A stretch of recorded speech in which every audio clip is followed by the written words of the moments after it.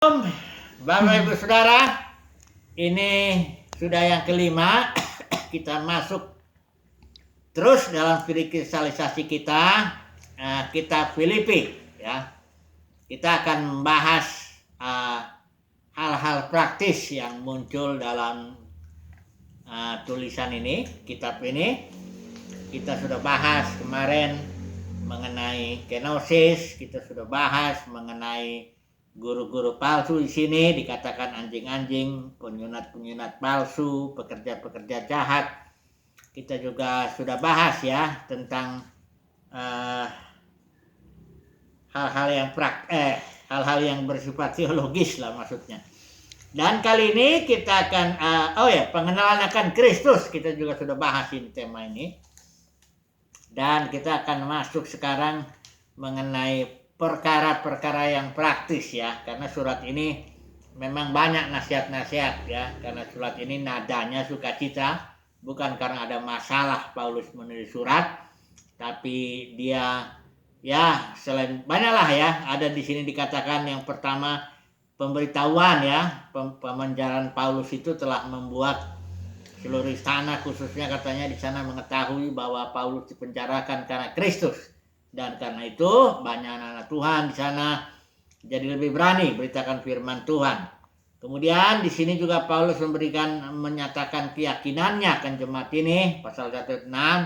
Dia bilang akan hal ini aku yakin sepenuhnya, yaitu ia yang memulai pekerjaan yang baik di antara kamu akan meneruskannya sampai pada akhirnya pada hari Kristus Yesus. Jadi di sini Paulus menyatakan keyakinannya, tapi ada dasarnya. Yaitu dikatakan di sini dibilang memang sudah sewajarnya aku berpikir demikian karena jemaat ini memang ada di dalam hati Paulus. Jemaat ini dekat dengan Paulus bukan karena jemaat ini memberi bantuan gitu ya, tapi memang jemaat ini nggak seperti jemaat Korintus lah, ada beberapa masalah, banyak sekali pemberontakan, mengkritik Paulus dan sebagainya. Tapi jemaat ini dia berfellowship ya, dekat lah, mengambil bagian dalam pemberitaan Injil Paulus, sehingga Paulus bilang sudah sewajarnya aku berpikir positif lah tentang jemaat ini, bahwa Tuhan yang sudah mulai pekerjaan yang baik di antara kamu akan meneruskannya sampai kepada akhirnya ya. Jangan dicomot ayat ini, kadang-kadang ayat ini kan kita comot, diterapkan aja kepada seseorang atau suatu komunitas yang kelihatannya nggak sungguh-sungguh, tapi kita bilang aja karena Tuhan sudah mulai akan meneruskannya gitu. Ya kalau sekedar menghibur boleh-boleh saja, tapi ayat ini ada konteksnya ya. Setiap ayat itu, setiap perintah, setiap kasus ada konteksnya di sana yang harus kita perhatikan. Jadi keyakinan Paulus ini didasarkan karena memang jemaat ini ada di dalam hatinya ya. Kemudian Paulus juga bicara soal Timotius, dia rindu mengirim Timotius ya, karena dia ini surat ketika ditulis besar kemungkinan Paulus sedang dalam pemenjaraan di Roma, pemenjaraan yang pertama ya, karena di sini Paulus kan dilepaskan, dia juga punya keyakinan katanya bahwa aku percaya aku sendiri pun akan segera datang, artinya dia sendiri yakin bahwa dia akan dibebaskan ya dari pemenjaraan yang pertama. Itu tahun 62 sampai 64 lah, kira-kira 2 tahun Paulus di sana. Di penjara tapi dia ada kebebasan ya, dia bisa nyewa rumah sendiri dan sebagainya ya.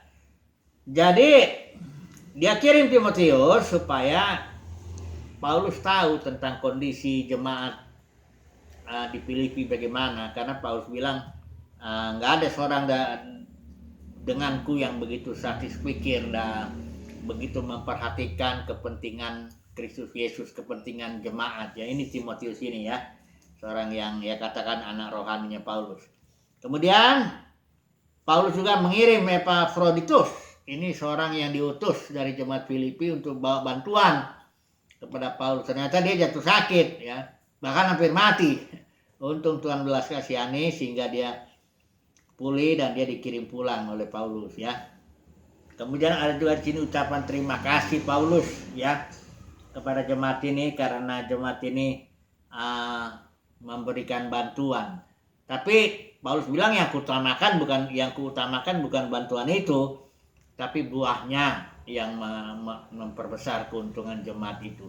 Dan Paulus bilang juga selain dia mengucap syukur, tapi dia bilang aku sebenarnya sudah belajar ya mencukupkan diri dengan apa yang ada gitu. Jadi Paulus ini hidup, dia tahu apa itu kekurangan, dia tahu apa itu kelimpahan, bahkan dibilang segala perkara ya dapat kutanggung dalam dia yang memberikan kekuatan kepadaku. Jadi kita akan ambil 3 hal yang praktis di sini yang menurut saya penting ini. Yang pertama di pasal 1 ayat 27 itu yaitu nasihat supaya hendaklah hidupmu berpadanan dengan Injil Kristus. Ya, itu 1. Yang kedua mengenai kerjakan keselamatan, pasal 2 itu, ya ayat 12 nanti kita baca.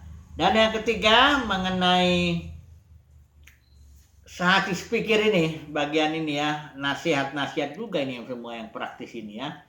Ini ada dinasihati Euodia dan Sintike. Ini 2 perempuan yang melayani bersama-sama dengan Paulus, tapi Paulus mendengar mereka kelihatannya kurang sehati ya dalam pelayanan di jemaat itu.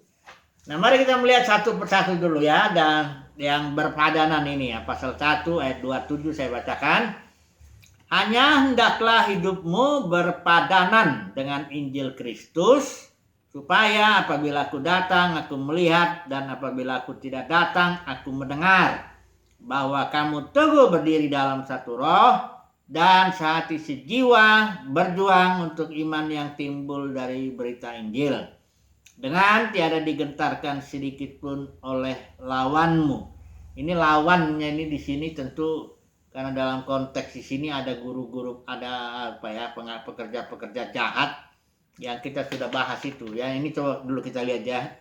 Dikatakan di sini soalnya tiada digentarkan sedikit pun oleh lawanmu ya.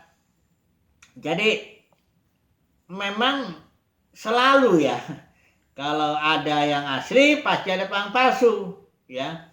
Di zaman dulu juga, zaman Israel, ada nabi-nabi yang dipanggil Tuhan, ya ada juga nabi-nabi palsunya. Dan umumnya nabi palsu itu lebih banyak, dan mayoritas orang lebih percaya kepada yang palsu itu.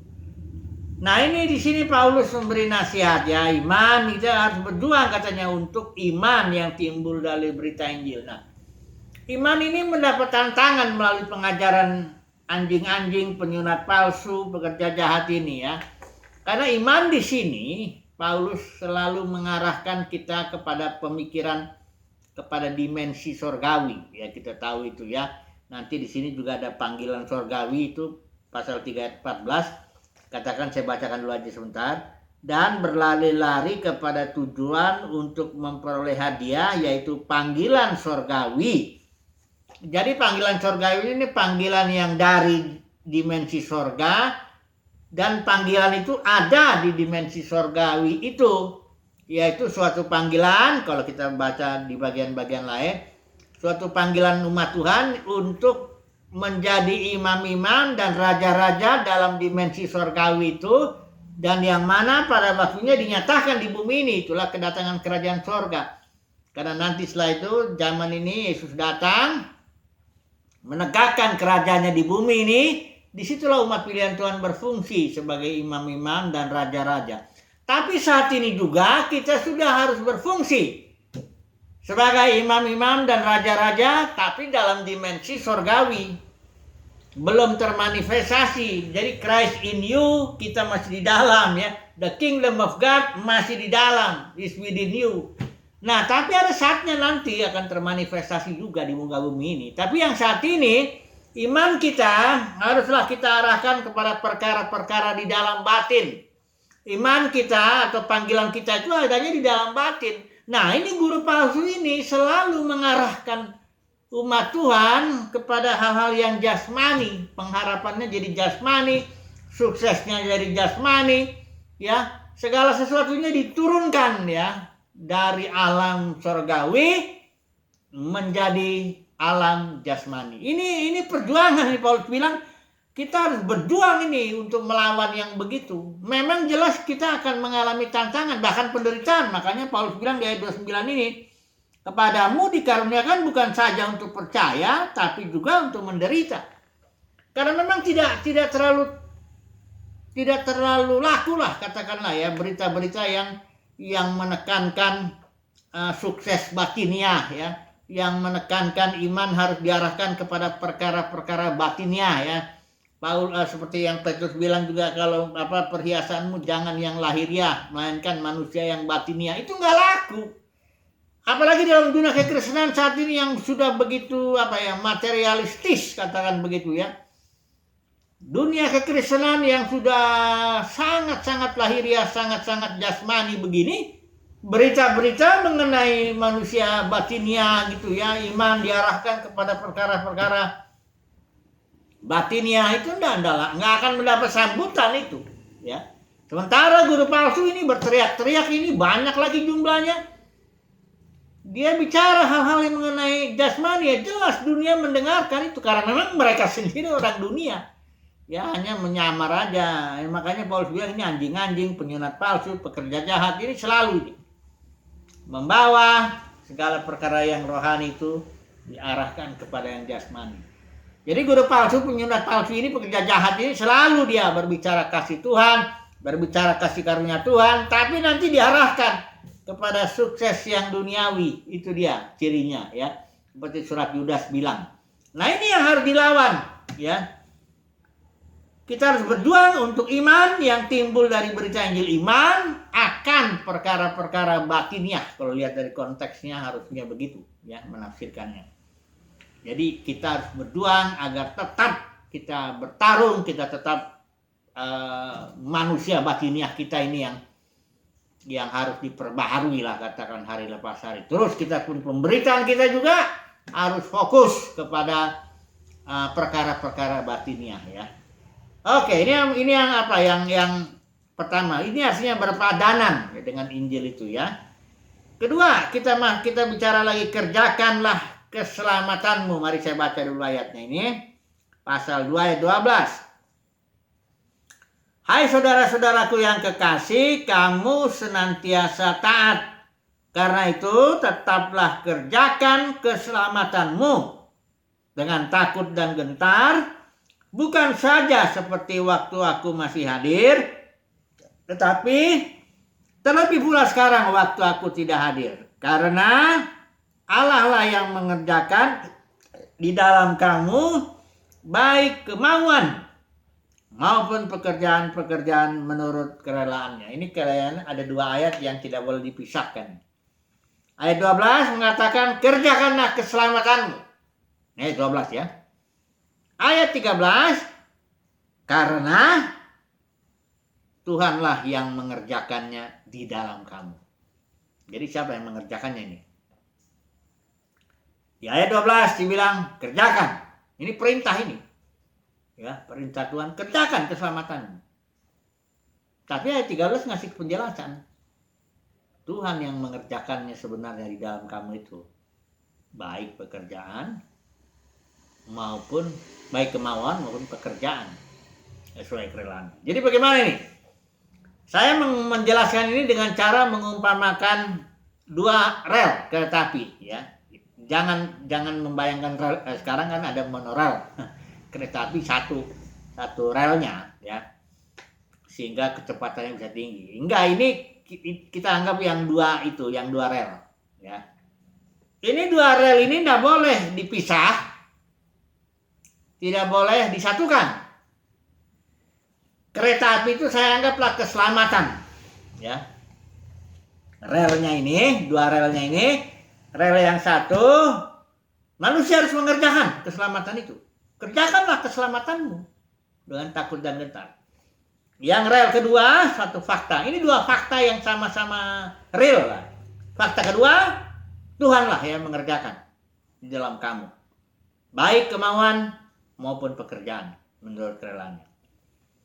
Kalau rel ini dipisah, maka lokomotif keselamatan itu tidak jalan. Nggak akan terjadi keselamatan. Kalau ini rel, katakanlah tanggung jawab manusia, tanggung jawab Tuhan, itu dipisah. Dia tidak bisa. Atau kalau disatukan, seolah-olah hanya Tuhan yang kerja. Ya, manusia diam aja. Atau sebaliknya, hanya manusia yang kerja. Ya, Tuhan diam aja. Nah, ini jangan begitu. Ini kalau disatukan gini, itu lokomotifnya juga nggak jalan. Lokomotif keselamatan nggak jalan. Jadi rel itu harus tetap ditempatkan pada tempatnya. Bahwa dua-duanya perlu. Dua-duanya harus ditempatkan pada tempatnya. Yaitu bahwa yang pertama manusia harus mengerjakan. Ini perintah nih, kerjakanlah. Kalau ada lah itu artinya perintah, kerjakan keselamatanmu.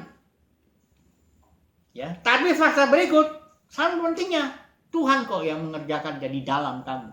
Tuhanlah yang memberikan gerakan, yang memotivasi, yang mendorong, yang memberi semangat, yang memberi kekuatan. Tuhan itu yang melakukan itu. Baik kemauan kita, mendorong kemauan kita maupun pekerjaan kita. Jadi kedua hal ini sangat penting sudah ya, jangan disatukan, jangan dipisah. Kalau saya atau menjelaskannya satu lagi dengan cara iman ini ya. Kalau kita bandingkan surat Roma dengan surat Yakobus ini seperti ini. Paulus bilang dari iman kepada iman. Artinya iman tanpa, Yakobus bilang iman tanpa perbuatan itu mati. Jadi iman haruslah diekspresikan dengan aktif ya. Iman di dalam iman itu kita sudah tahu ya definisinya, energi Kristus yang di dalam batin kita itu harus diekspresikan melalui perbuatan-perbuatan iman. Dan pada gilirannya perbuatan-perbuatan iman ini akan menyempurnakan iman yang ada. Begitu dia berputar ya. Jadi seperti ada dua rel juga gitu ya, ada iman, ada perbuatan. Sama-sama. Jadi bukan perbuatan yang di luar iman ya. Ini perbuatan yang lahir dari iman. Ini dua hal yang jangan di ada orang menekankan perbuatan, ada orang menekankan iman. Nggak bisa gitu. Ini dua-duanya pada proporsinya harus ada. Ya, kayak gitulah ini ya. Nah, mudah-mudahan jelas lah ya bahwa kerjakan keselamatan kita harus aktif melakukan itu. Kemudian yang ketiga, poin terakhir ini ya, saati sepikir. Ini bagian yang keempat, pasal 4 ini. Eudia kunasihati, Sintike kunasihati, supaya saati sepikir dalam Tuhan. Ini disebut juga di nama ada Sunsogos, tolonglah mereka itu. Dikatakan di sini Paulus memberi nasihat itu karena mereka ini telah berjuang bersama Paulus dalam pekabaran Injil, dan Paulus mengakui juga bahwa mereka itu nama-namanya tercantum dalam kitab kehidupan. Tapi tetap aja dalam pelayanan ada aja yang bikin tidak sehati ya. Tidak sehati, tidak sepakat lah ya. Jadi memang dalam pelayanan ini hal-hal praktis ini ya sebenarnya wajar, bukan wajar ya, dalam arti bukan wajar artinya boleh aja kita jadi selisih begitu, enggak gitu. Kita harus berjuang sih dengan tim pelayan, dengan sesama tim kita ya berusaha sehati. Tapi ya kalau terjadi nanti perbedaan-perbedaan, nah itu memang begitulah ya kenyataannya yang harus kita perjuangkan supaya tetap sehati. Nah, kita sudah belajar ini dari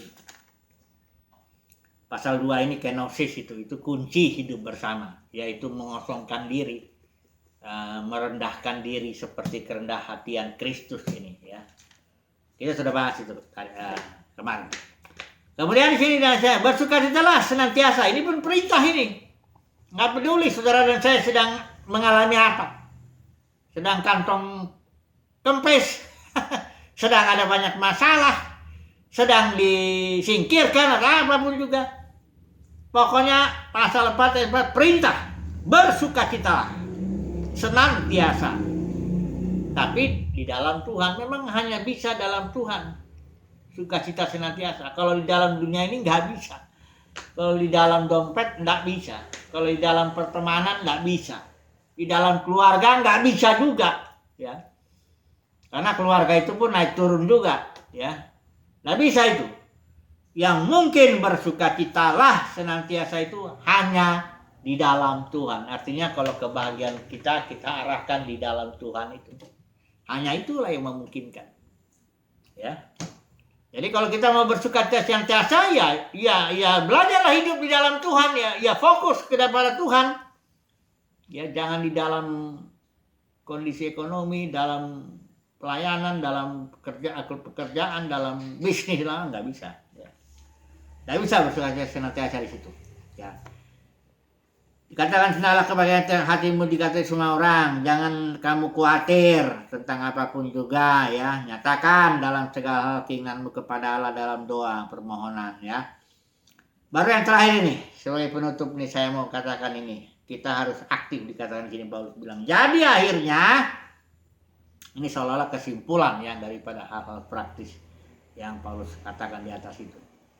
Jadi akhirnya saudara-saudara, semua yang benar, semua yang mulia, semua yang adil, semua yang suci, semua yang manis, semua yang sedap didengar, semua yang disebut kebajikan dan patut dipuji, pikirkanlah semuanya itu.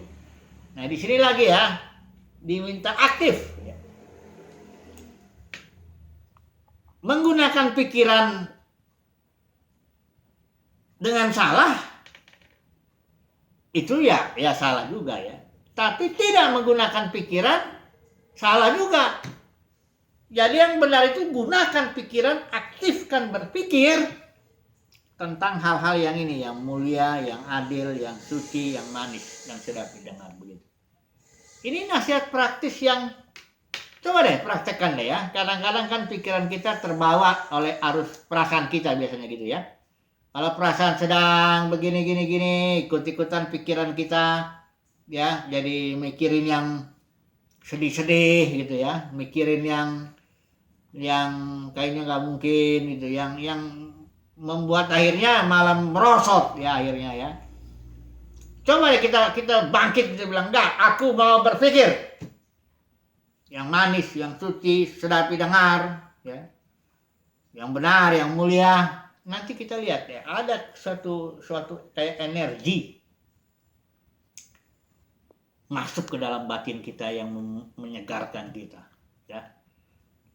Kita pikirkan gini, kadang-kadang misalnya sudah mulai ada khawatir, mulai begini, takut dan sebagainya, langsung kita ambil. Saya ambil keputusan, aku mau percaya kepada Tuhan, nah gitu. Pikirkan tentang kebaikan Tuhan, pikirkan tentang perbuatan Tuhan. Nanti ada energi itu, ada apa ya? Ada kekuatan lah, energi positif mungkin kalau bilangnya. Kalau saya bilangnya energi roh. Datang dia. Ya. Itu faktanya. Ya. Kalau saudara memikirkan yang seperti yang di sini, yang mulia, yang adil, suci, manis itu langsung nanti datang itu energi itu. Kayaknya dipompa gitu ya dengan pikiran kita, dipompa keluarlah energi itu. Tapi kalau sebaliknya pikiran kita terus merosot memikirkan hal-hal yang bikin takut, khawatir, gelisah, udah. Yang keluar energi yang negatif itu. Jadi kesimpulannya mengenai hal praktis ini. Saudara dan saya harus aktif. Kesimpulannya. Aktif mengerjakan. Aktif memikirkan. Aktif berkemauan atau berkeputusan, berkomitmen. Saya mau mengikut Tuhan. I have decided to follow Jesus, karena itu lagunya itu ya.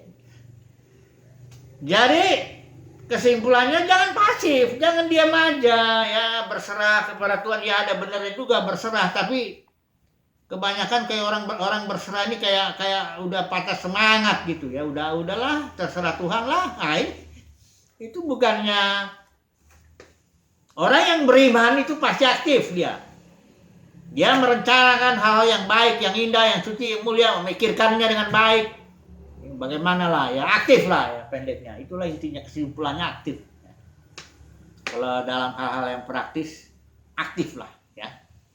Oke, nanti kita akan masuk selanjutnya kepada kitab Injil Markus ya. Ini Filipi sudah 5 tema saja kita ambil.